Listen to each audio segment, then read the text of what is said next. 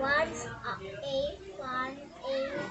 time, a rose was in a desert far away. She was very proud of her beautiful looks. Her only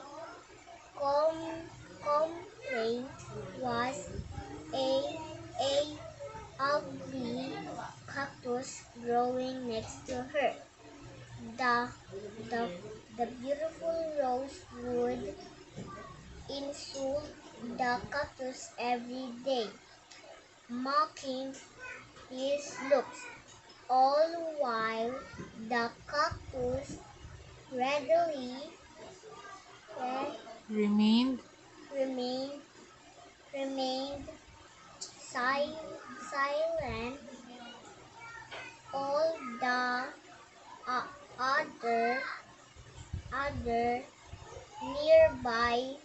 nearby plants tried tried to tried tried to make sense of the rose, but she was too swayed by her own appearance. One scorching scorching summer, the the the desert had had had become dry, and the plants had no water left. The rose was the, the rose was the rose was rapidly rapidly beginning to wilt. Her gorgeous petals dried up, losing their lively color. She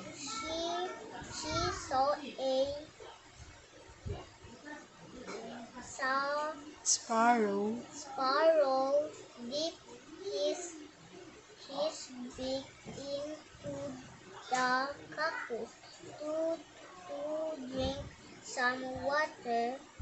As she looked at the cactus, the rose asked the cactus, though though, though, though ashamed whether she might have some water. The kind cactus readily agreed. Here helping help help help helping help help them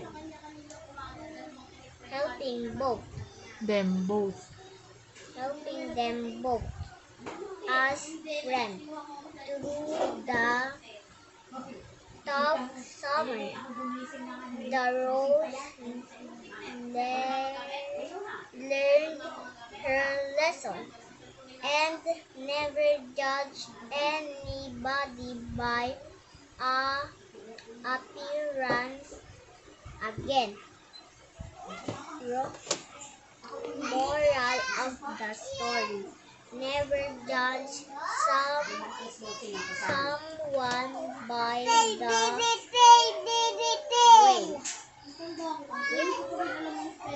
way they look.